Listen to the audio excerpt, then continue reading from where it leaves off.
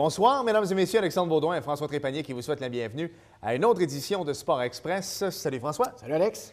François, quelle fin de semaine de foot. Hé! J'ai comme pas envie de parler du Canadien. Belle victoire face aux Islanders de New York.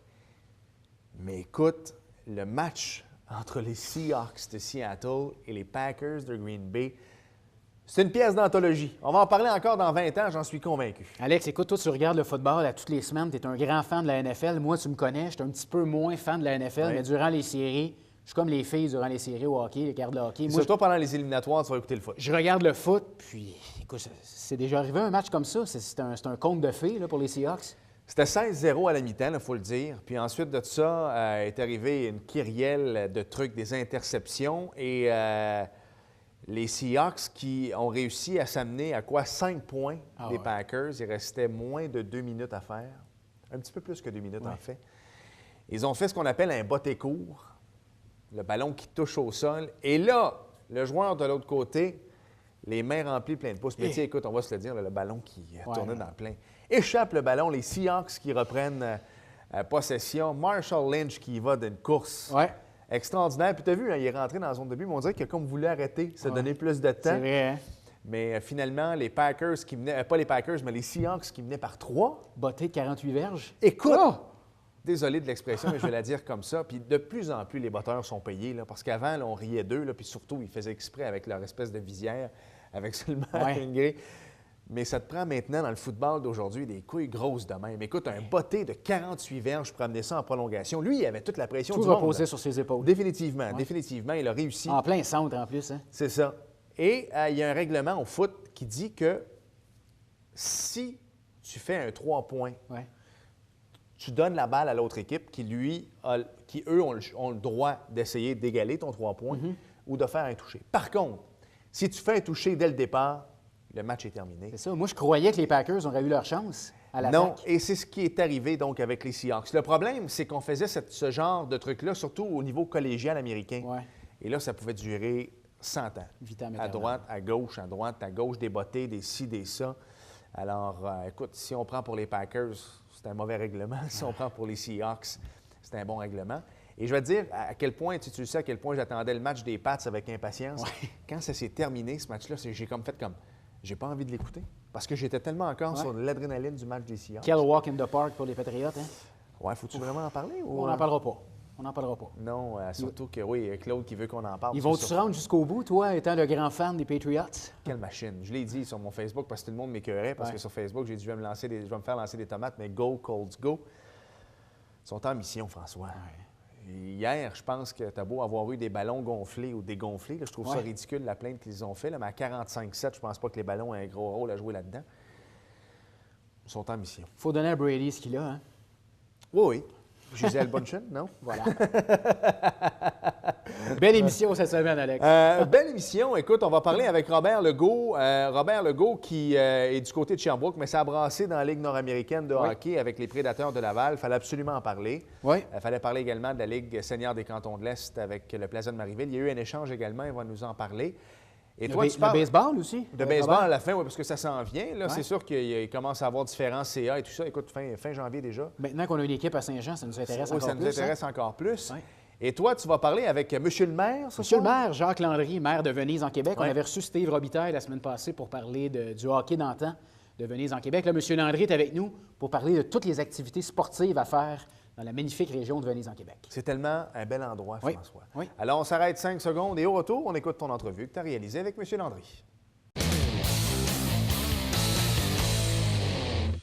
On a reçu la semaine dernière à Sport Express le porte-parole de l'événement hockey d'antan Lac-Champlain, Venise en Québec. Et cette semaine, à tout seigneur, tout honneur, nous recevons le maire de Venise en Québec, M. Jacques Landry. Monsieur le maire... Bonjour, tout seigneur, tout honneur, c'est gros, là? Oui, bienvenue à Sport Express. Merci beaucoup, merci beaucoup. Écoutez, on a reçu Steve Robitaille la semaine passée, hein, un jeune homme dynamique. C'est une fierté pour vous d'avoir ça dans votre municipalité? Hein? Des Steve Robitaille, on a besoin de ça. Tous les villages, toutes les villes ont besoin de ça. C'est un gars extraordinaire.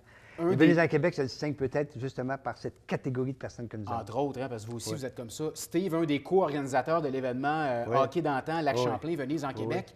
Qu'est-ce que ça représente pour vous d'avoir un événement qui s'en vient de plus en plus populaire comme ça, hivernal à Venise? C'est surtout d'exploiter notre lac. Notre lac est extraordinaire. Moi, je viens de la région de Trois-Rivières, Cap-de-la-Madeleine, et là-bas, Saint-Anne-de-la-Parade est exploité de façon extraordinaire par la pêche et les activités. Donc, j'essaie de rendre un petit peu, peut-être pas aussi gros que Saint-Anne, dans le temps peut-être, mais de développer le lac et de faire des activités hivernales. L'hiver, c'est extraordinaire lorsqu'on sort dehors, lorsqu'on va jouer dehors. Est-ce que ça fait longtemps que vous aviez des idées de projets en tête? Est-ce que, j'imagine, ça mijote toujours, ça? On a même été à Roberval voir le village sur le lac en autobus. J'avais loué un autobus pour les gens de Venise il y a environ 7-8 ans pour aller voir ce qui se fait là-bas. Et c'est extraordinaire, c'est d'un anneau de glace.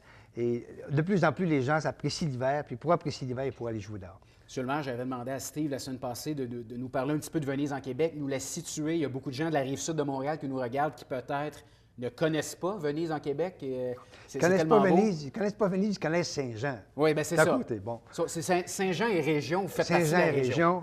Arrête pas Saint-Jean, continue tout droit. Voilà, parlez-moi un petit peu de Venise en Québec. C'est ça, et tu arrives directement à Venise, à Québec ou pas loin. C'est vraiment une place extraordinaire. J'ai le privilège d'être maire d'une population très active, Depuis combien de temps déjà? Ça va faire 9 ans, 10 ans.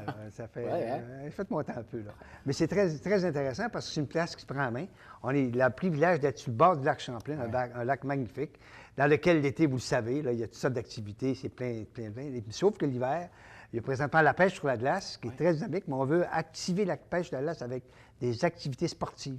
Parce que là, on en parlait hors d'onde, il y a, outre le hockey d'antan qui s'en vient, il va y avoir une course sur le lac, il y a la pêche sur la glace. Parlez-moi un petit peu des événements sportifs. Oui, à tous les 15 jours, presque cet hiver, il y a un événement sur le lac. Ça poursuit par la suite avec un tournoi de curling, dans lequel, l'année passée, on l'a fait. C'est une première. On a eu des problèmes, mais c'est un tournoi de curling amical. Et on a eu du plaisir. On n'est pas des bons de curling. Moi, je joue pas souvent au curling, mais on a eu du plaisir. Et cette année, on va inviter un peu plus les gens de curling à venir participer au curling. Et aussi un tournoi de hockey bottine pour les enfants. La patinoire est très grande, on divise en deux. On prend les enfants de 4-5 ans, ou selon les âges, puis on divise ça pour qu'ils puissent aller jouer dehors. L'objectif est toujours d'aller, va jouer dehors, profite de l'hiver. On a aussi une course qui s'en vient à la fin février, le 28 février. C'est une course de 1 km, 5 km et 10 km. Pour les enfants. C'est organisé par une citoyenne de Venise encore. C'est juste pour les enfants, la course? Non, les enfants et adultes. OK, parfait. Et les parties des fonds vont être remis à l'école de Saint-Sébastien à côté, dans laquelle nos enfants vont. Fait que tout ce qui se fait à Venise en Québec, il y a des retombées, puis les retombées servent toujours à développer d'autres choses. C'est ce que je m'en allais vous parler, là. C'est incroyable comment les gens de Venise en Québec, le secteur, sont impliqués dans la municipalité. Parlez-moi un petit peu de l'implication citoyenne. C'est de toute beauté pour un maire? C'est un rêve. Être maire d'un village dans lequel les gens s'embarquent tous dans ça. Et j'ai des conseillers municipaux aussi qui sont formidables. Comme Gérard qui s'occupe Gérard Boutotte, hein? c'est une soi, ça. C'est Gérard Boutotte, là. Tous les maires voudraient avoir un conseiller municipal de Gérard, mais les autres aussi. Tout le monde chez nous, on dirait qu'on s'est pris en main. Les commerçants aussi, les citoyens aussi, on s'est pris en main pour dire on va faire de Venise en Québec une place reconnue dans laquelle on ne peut pas... C'est incontournable au niveau touristique et ce qui s'en vient. Évidemment, il y a beaucoup de développement touristique aussi avec la marina et tout ça. Donc, à partir de ce moment-là, je pense que Venise à Québec devient de plus en plus populaire. Je voulais que vous m'en parliez un petit peu parce que les gens qui regardent l'émission, oui, sont des sportifs, des amateurs de sport, mais tout le monde aime ça, aller séjourner un petit peu, s'évader, aller changer le mal de place. Venise en Québec, on fait quelques minutes de voiture, on est complètement dépaysé. Vous avez un complexe Venise sur le lac qui est de toute beauté. Parlez-moi un petit peu de l'ampleur de ce complexe Venise sur le lac maintenant, sur la municipalité. C'est évident que c'est toute la transformation de Venise. Pour les gens qui n'ont pas venu à Venise à Québec depuis des années, les gens sont venus l'an passé, c'est pas possible.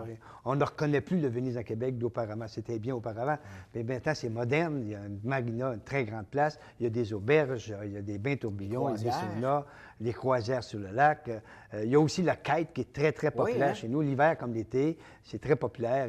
Et le soir, le jour où vous regardez, vous voyez les voiles sur le lac.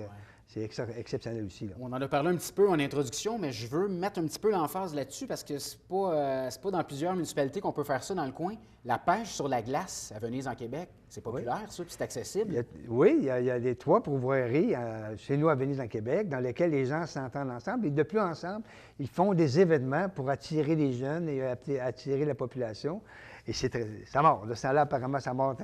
Évidemment, peut-être que le mois d'avril, ça part un peu moins parce que le lac est baissé. Ouais. Mais l'année passée, il y a eu des très bonnes prises, cette année aussi. Et c'est encore là qu'on veut créer la municipalité et la CIT, Société Initiative Touristique. Ouais. On veut créer un village sur le lac pour qu'en plus de la pêche, les gens peuvent avoir des glissades, peuvent jouer au hockey, peuvent faire du patinage, peuvent aller faire des tours de traîneau, et ainsi de suite. C'est ce qu'on est en train de faire. Et dans le fond, ce qu'on parle présentement, là, le hockey, la pêche sur la glace, le kite, si vous me permettez, c'est un petit peu le début d'une grande aventure qui s'en vient pour Venise. C'est une grande aventure et je dois vous féliciter votre émission parce qu'on parle beaucoup de santé. Avec l'émission du sport, je pense que le sport, ça résout beaucoup de problèmes de santé. Et on se doit, dans les municipalités, de faire en sorte que les gens aient le goût d'aller jouer dehors, de prendre en main et d'être un petit peu compétitif. Ça ne nuit pas de la compétition dans la vie.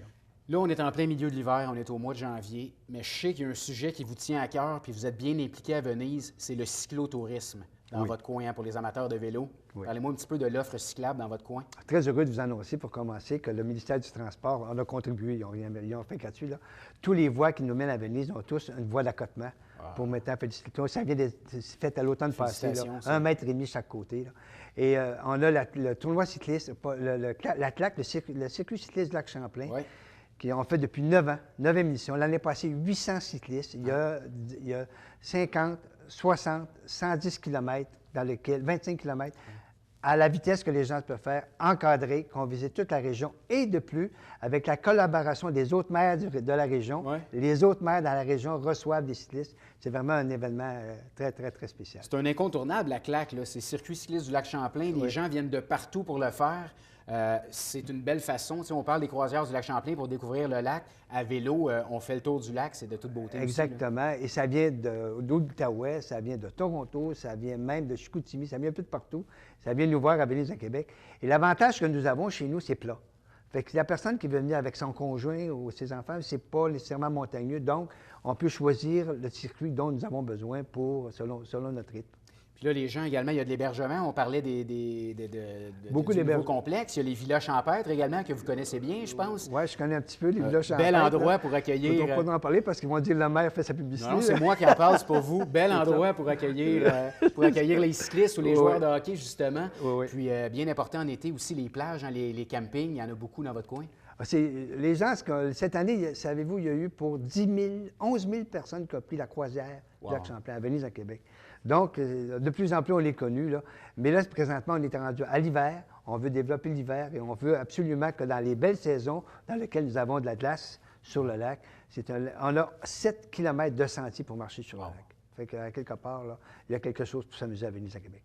Bien, Monsieur le maire, écoutez, merci d'être venu à Sport Express parler de votre magnifique municipalité de Venise en Québec. On avait reçu Steve la semaine passée qui nous a parlé de Venise.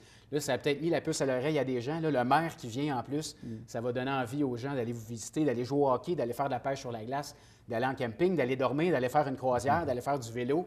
Je pense que je pourrais en parler pendant une demi-heure. Merci d'être passé à Sport Express. C'est moi qui vous remercie beaucoup de votre invitation. Au revoir. Au revoir.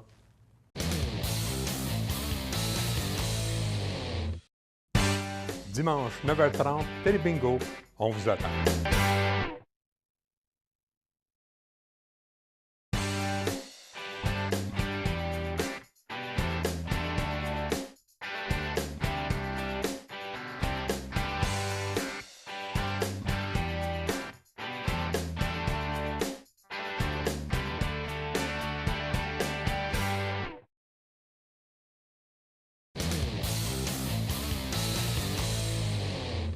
Nous sommes de retour à Sport Express et vous savez, lorsqu'on veut parler de la Ligue nord-américaine de hockey ou encore de la Ligue senior des cantons de l'Est, eh bien, nous, on a un informateur assez bien informé, c'est le cas de le dire, et on va se rendre de l'autre côté de la 10 s'entretenir avec Robert Legault. Salut, Bob!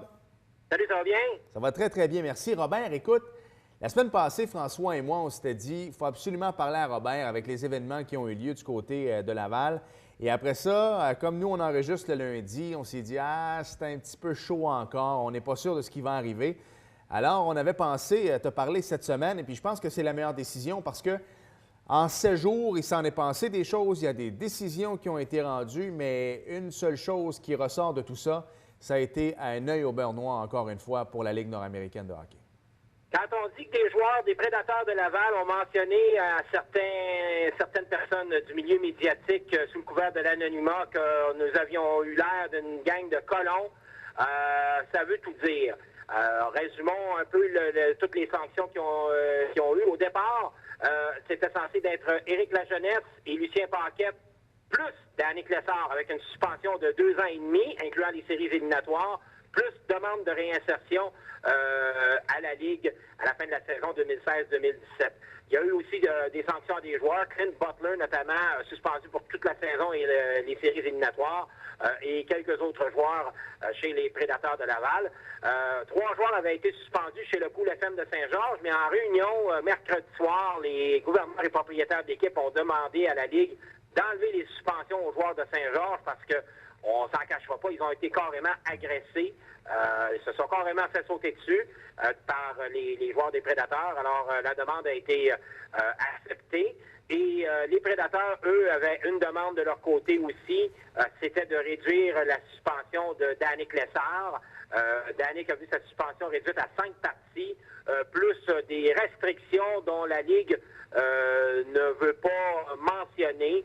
C'est un petit peu dommage parce qu'à quelque part, il faudrait quand même faire preuve un peu de transparence, surtout que ce sont des événements qui se sont déroulés devant le public.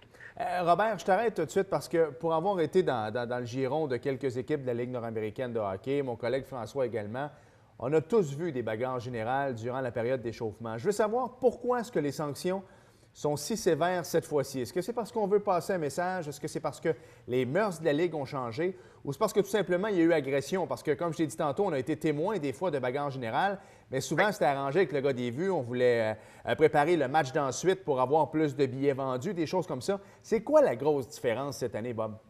Ça a été, il faut dire que ces 2 équipes-là s'étaient affrontées à Saint-Georges un petit peu avant les fêtes et la fin du match avait été un petit peu rock'n'roll, si je peux prendre ce terme-là. Et l'entraîneur Serge Fortier avait indiqué sur, vous savez, le fameux petit tableau que les entraîneurs gardent au banc des joueurs pour donner quelques directives. Il avait indiqué la date du prochain match à Laval. Et la veille, dans leurs médias sociaux, les Prédateurs avaient prévenu tout le monde par leur page Facebook qu'ils allaient avoir 14 hommes forts en uniforme pour le match de dimanche. Bref, la table était mise. La Ligue nord-américaine également avait prévu le coup en envoyant un tas d'officiels, vice-présidents hockey, marqueurs en chef, des superviseurs, etc., etc. Même que les 4 arbitres assignés à la rencontre étaient carrément sur la patinoire pour la période d'échauffement. Et la goutte qui a fait déborder le vase, c'est parce que c'est un des copropriétaires, des ex-copropriétaires, devrais-je dire maintenant, des Prédateurs de Laval, Éric Lajeunesse, qui a parti le bal carrément. C'est lui qui a foncé dans le tas. Donc, en plus d'avoir vu l'équipe de Laval partir la poire, c'est le copropriétaire de l'équipe qui l'a fait. Bien, tu sais, en même temps, pour connaître un peu les gars alentour des Prédateurs de Laval, disons que l'organisation au complet, c'est des gens qui prônaient un peu le style de jeu robuste aussi. Il fallait s'attendre à ça depuis le début de la saison, non? Exactement. Puis, regarde, il s'en est passé des choses, mais l'an dernier, on se rappellera qu'il y avait eu ce qu'on appelle en anglais un line brawl, une bagarre de ligne au complet lors d'un match contre l'Isothermique de Thetford Mines. Et là, ça a été le propriétaire de l'Isothermique, Stéphane Bourque, qui en avait eu long à dire sur les Prédateurs. Pourtant, l'Isothermique avait amené quand même une bonne brigade d'hommes forts. Mais M. Bourque n'avait pas apprécié d'avoir vu ses joueurs, une ligne au complet attaquée, même que le gardien, si je me souviens bien, qui est Matthew Murphy, qui évolue maintenant dans la Ligue senior des Cantons de l'Est à Sherbrooke. Matthew Murphy avait traversé la patinoire pour aller s'en prendre à l'autre gardien carrément. Là. Et la suite des choses, Robert, parce que là, écoute, tu sais, quand tu veux faire passer un message, 2 ans et demi de suspension, à la limite, peut-être même que la carrière de M. Paquette et compagnie dans la Ligue nord-américaine de hockey, ce sera peut-être chose du passé, mais c'est quoi le message qu'on voulait envoyer au reste de la Ligue? Je pense que une ou 2 bagarres par match qui ne sont pas trop planifiées, ça passe, mais à un moment donné, il faut arrêter les clowneries. Là. Exactement. Parce que 2 jours avant cette foire à Laval, justement, Thetford Mines et Saint-Georges s'affrontaient au centre sportif La Croix-du-Til.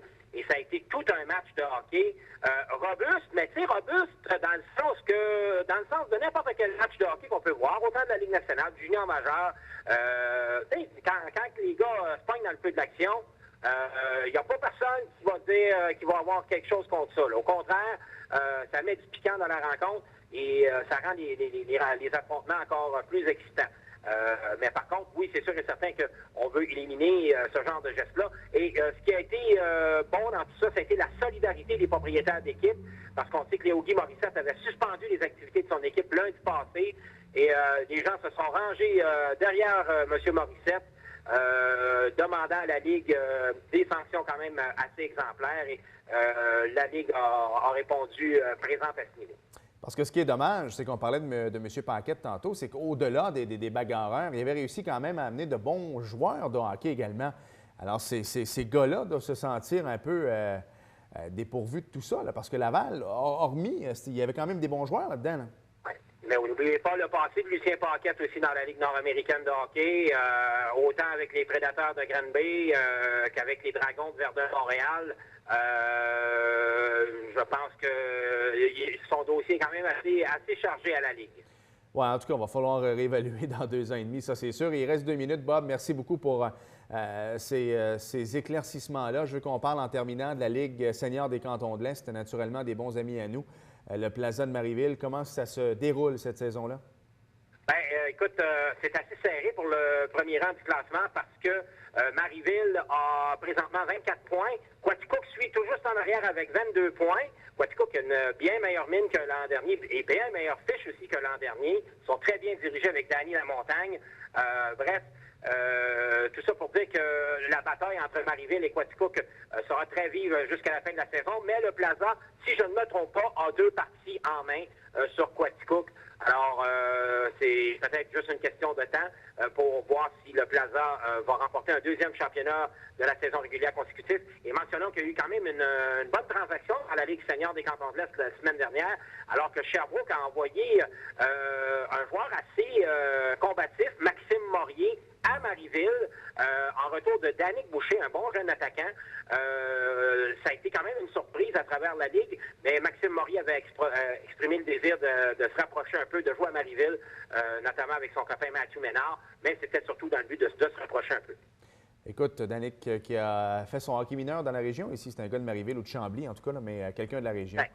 Un gars de Chambly, mais il était bien heureux d'enfiler le chandail du hockeyprofil.com parce qu'à quelque part, bon joueur de hockey et surtout, c'est un jeune homme qui, ici à Sherbrooke, va jouer sur les 2 premiers trios. On le vend en fin de semaine. C'est une bonne nouvelle pour lui. Et en terminant, Robert, il reste 30 secondes. Je sais qu'on est en plein milieu de l'hiver, mais la balle, ça s'en vient, les préparatifs, je regarde ça sur les réseaux sociaux.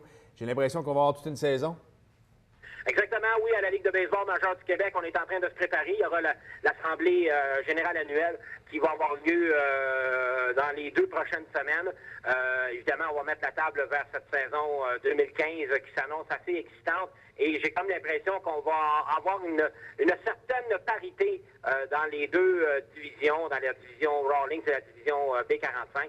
J'ai comme l'impression qu'on aura une très, très bonne parité cette année, notamment avec l'arrivée de l'équipe de Saint-Jean et de tous les joueurs qu'on est allés chercher. Par contre, il y a des équipes qui vont devoir se trouver du rempart au monticule pour pouvoir faire face quand même à des Sherbrooke, des Thetford, des Victoriaville et des Actonville de ce monde.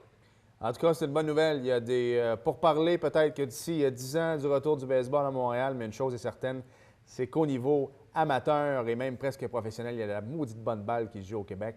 Et bien content que tu t'en occupes également, Robert. Merci beaucoup. Merci de ton temps. Ça fait plaisir. On va se reparler dans les prochaines semaines. Oui, merci. Au plaisir. François, en terminant, c'est l'hiver. Moi, je déteste l'hiver, mais j'apprends à mes filles à patiner. Alors, je sors à l'extérieur. Il y a des beaux spots à Saint-Jean, Alex. Bien, c'est ça, je voulais que tu nous en parles parce qu'il faut sortir. Sortez avec vos enfants, là. Puis l'activité physique, c'est la meilleure chose à faire. Parle-nous-en un peu. Bien, écoute, pour le patin, Alexandre, à Saint-Jean, tu sais, on est reconnu avec la bande du canal ici de Chambly à l'écluse numéro 9. Vérifiez sur Internet. Je sais qu'il y a un petit redout, mais en tout cas... Non, écoute, ça va rouvrir si ce n'est pas ouvert présentement. Quel bel endroit pour patiner. Également à Saint-Luc, à côté de l'île Sainte-Thérèse, qu'on peut patiner sur l'eau de toute beauté. Nouveauté cette année à Saint-Jean-sur-Richelieu, le stade Richard-Lafontaine, que tu connais bien, qui a été transformé en anneau de glace pour aller patiner à l'extérieur. Bel anneau de glace, François. Oui, très, très beau. Félicitations à Michel Fecteau, le maire de Saint-Jean. Quelle belle initiative d'offrir ça aux citoyens de pouvoir aller patiner en plein air sur l'anneau de glace du stade Richard-Lafontaine et également plus d'une vingtaine de patinoires pour jouer au hockey partout sur le territoire de la ville de Saint-Jean-sur-Richelieu. Donc, les Joannais sont gâtés. Définitivement. Et puis, tu sais, pour vrai, à part les moins 35 qu'on a eu la semaine passée, un petit moins 5, moins 6, puis les enfants, là, ils n'ont pas froid. Mais non. Tu Nous, on a froid. Les enfants, non. Voilà. On va savoir ça bientôt. Bien, c'est ce que j'allais dire. Pour l'instant, Léo, il est blotti dans ses couvertures, puis il n'y a vraiment pas d'autres soucis. Toujours à 2 semaines, là. Oui, exactement. Il n'y a pas de soucis, mais pas du tout. Non. François, on le sait, je sais qu'on est booké, on le dit à toutes les semaines, mais des fois, il y a des cancellations, des choses comme ça.